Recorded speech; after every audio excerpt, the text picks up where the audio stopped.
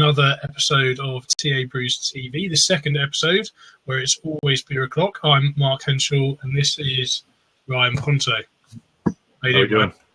Good, how are you? Yeah, I'm very good. I'm all up for sharing this second transatlantic beer experience with you. Today I have Innis and Gunn, which is like a wheat oak or white oak wheat beer. It's one of their seasonal specials. What do you have? I've got one that, funny enough, reading the label, we read it as Rye IPA. Okay. And I thought it was quite humorous. That was, a sailor thing, but the picture made no sense. But it's actually Rye IPA. Yeah, I've seen that. Market Brewing. I've seen that in the stores over there before, and I definitely read that as Rye. Yeah, just trying to find out. I thought it was just a barren wasteland of nobody wanted to drink this beer until I figured out that somehow it was named Rye, not I. And also this bottle, for some reason, is double labeled, which also, I don't know. It's the human error in beer, I guess. Okay, is it supposed to be? Oh, right, there's two literally on top of each other. Yeah, quite on top of each other. Okay, that's interesting. So it cost them double to label that one. So for this review, we've paid less for more, really. Okay. I like it. All right. So I'm letting the team know again. I've got my trusty keychain one. 0 o'clock, as you said. And what glass do you have this week? It's not the latte glass again. I've actually got a regular sort of glass for drinking out of instead of just frothiness. That's an orange juice glass. Well, you can call it whatever you want. It still can contain beer. All right. And at the end of the day, yes, I am quite the shame when it comes to beer in that regard. I do have some glasses that I am going to get to do some proper tastings. What kind of beer website are we running yet again? Oh, it's crazy. I mean, you've got the bloody wine opener combo, and I've got the wrong glasses, and it's just all sorts of weird. All kinds of weird, but yeah, that works. Let's crack on then. Oh, you want to go first? Yeah, why not? All right.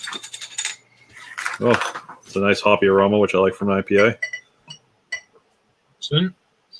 Ooh, nice golden kind of color. Mm-hmm. Quite foamy, actually. Look at that. Just from that small pour, all of that head. It's quite frothy. Actually, it's kind of what I expect from American style beer anyway. There's so many bubbles rising and very carbonated. So what you're saying is you screwed up the pour. I guess in the long run, that's what I'm saying. Yes. However, very frothy. Very frothy. You're only human. Some people say that. With the amount of coffee I drank, I've been known to be inhuman. Uppers and downers. That's right. All at once sometimes with the stouts. Well, the stouts have coffee in them sometimes. That can't be good for you. Well, the coffee in the stout already? I don't know. They seem to brew it okay. It tastes pretty good. I don't know. Anyway. Smell of it. It's got that grapefruity, typical IPA smell. It does have quite a bit of a subtle sweet to it as well, kind of like a like a very light orange, like maybe a blood orange. Okay. But the bitterness of the grapefruit really does take over most of it. Let's see if I can drink through the head. Do you have a flake with that? I did do the Belgian dip a bit.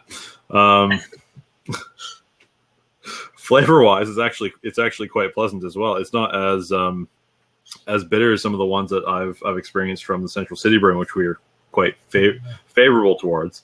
It's a bit more pleasant, I'd say, closer to if you recall the Central City Pale Ale, how hoppy that was, but still not as bad as the IPA. Not as bad, but not as hoppy.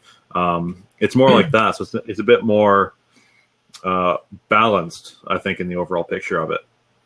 Okay. Sounds good. It does have a lovely sweet finish, actually, which is a bit more like a bit peachy, actually, which is a nice addition to the grapefruity bitterness of it. So, my quick little review there of that. Pretty good. I drink it on a regular basis. What you got? Crack on with yours. Marks out of 5? Out of 5, I'll probably give it about a 3.5. It's a pretty standard style beer. It's not too exceptional, but it's good for what it is. That's a good grade. Mm-hmm.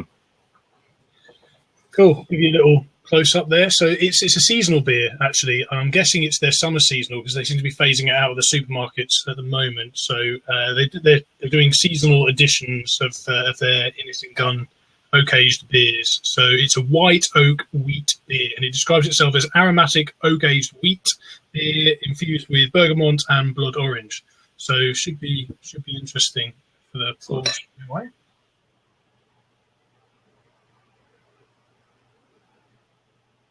And since it's aromatic, I've chosen this tulip-style glass to hopefully try and emphasise some of that aroma, intensify it a little bit as well. So unlike your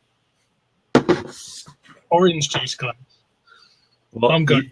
Yours has blood orange in it, so this might be a good glass for that then. Well, just depends whether you want to be pro or not, Ponto. Well, it depends if you want to be a snob or not, I guess, at the end of the day too, but yeah, we don't want to be snobby. No, of course not. At the end of the day, as long as you enjoy the beer, I think that's the important part. That's true. I mean, given the choice of putting it in an orange juice glass or no glass at all, put it in the orange juice glass. Exactly. Mm-hmm. Put it in a jam jar. Just don't drink it out of the bottle. Yes, at the end of the day. I don't know if you've been keeping track on what's going on in the Lower Mainland lately in terms of food and stuff, but the so-called hipster revolution is still strong in full force in a lot of places, and it's everywhere. Yeah, it really is. But the thing here is that all the new places opening up, they seem to be using mason jars for a lot of their drinks.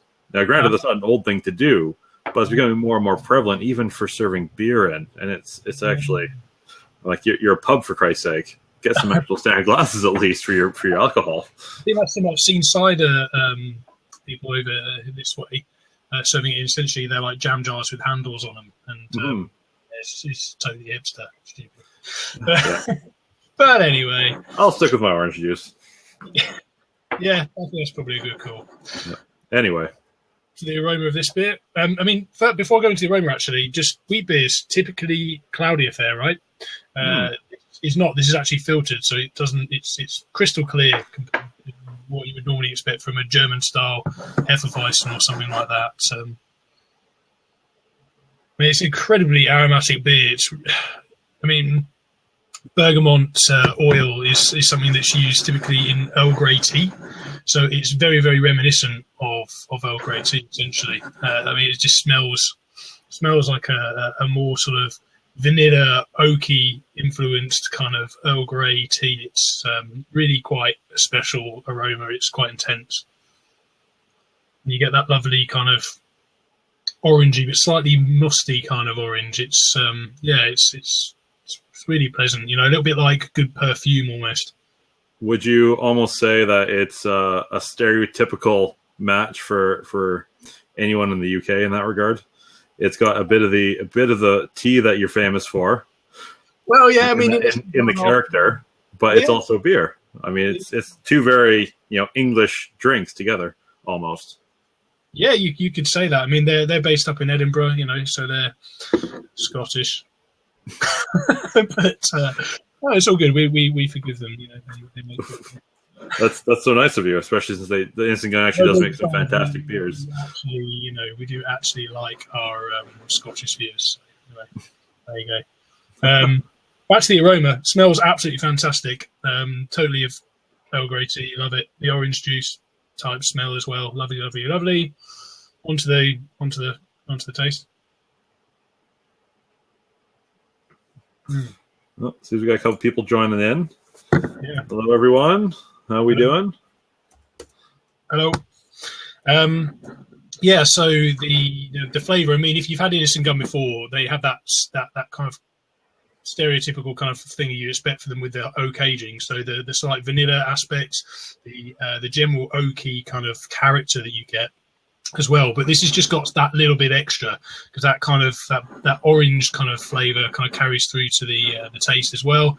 And you've got almost like a very sweet vanilla-y flavour. Almost a bit caramelly as well, but it really rounds out quite well, actually. Really quite enjoying it. I mean, it has this slight buttery texture to it as well. It's got a really lovely sort of medium carbonation, light mouthfeel as well. It's actually pretty boozy as well. I mean, looking at the strength of it, it's 6.4%. So, to be respected. For wheat, it's a little bit. That's a bit high for a wheat. It is very high for a wheat, but obviously this is a non-conventional wheat beer, so some of that stuff. I mean, it's quite heavy, but it's not too heavy. It's actually remarkably complex, but pretty balanced, really, all things considered. When you think that it's a wheat beer and it's 6.4%, it's pretty impressive to get any kind of balance with that. Really, I'd say. Yeah, I do know I've had quite a few Innis and Gunn beers here actually, and for a while Canada was the #1 buyer of Innis and Gunn. Funny enough, oh, yeah.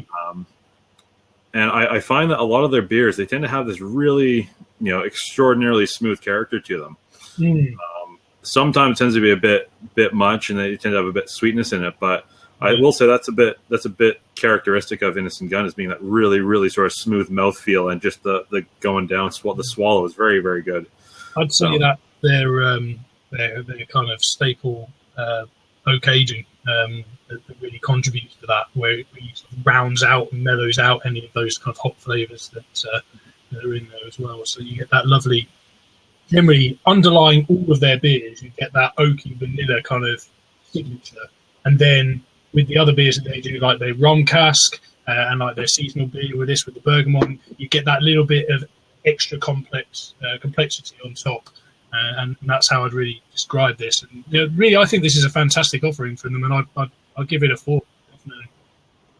And actually, going back to a review I did on the Innis and Gunn original a few weeks ago, was it a month ago now? I really thought that Innis and Gunn is kind of one of those breweries that thinks about the future quite a bit. And they went so far. I don't know if you remember, I was talking about this. They have this thing called the Oakinator that they created, and it's basically a way to infuse the oak sort of flavors and stuff like that into beer without using oak casks, because there was a shortage of them coming up, and they were preparing for that shortage to come up from the whiskey brewers and all that. And it was actually quite an ingenious piece of technology they made. It's just their technology they've made. So if that interests anyone who's watching it all, you can always check it out on the website, and check out our site for the review if you want to see my 2 cents on it. Yeah. The website is transatlanticbrews.com if you'd care to take a look. Yeah. That's really cool, actually, because it sounds a lot like, have you seen the kind of, it's almost like a hop bomb type thing that you put through. It's a bit like, it's got dry hops in it, and essentially they run a beer through this tube, and it goes through the dry hops, and it makes for a really intensely hoppy experience. So it sounds like a similar kind of thing, only with the barrel aging type infusion instead of just the raw hops. That's really cool. But anyway, I guess we've blabbed on quite a while there, and we should start wrapping it up. So that pretty much concludes this episode of TABrews TV. You can tweet us up at TABrews or the hashtag TABrews TV. You can also head over to Transatlantic Brews, and we have, for anyone who subscribes, we have a free gift for you, actually. It's called the Beer Geek Toolkit. It essentially has 5 tips for beer enjoyment straight out of the box. So head over to Transatlantic Brews, go get your free Beer Geek Toolkit, and we'll see you next week. Cheers, everyone. Thanks for watching. Thanks.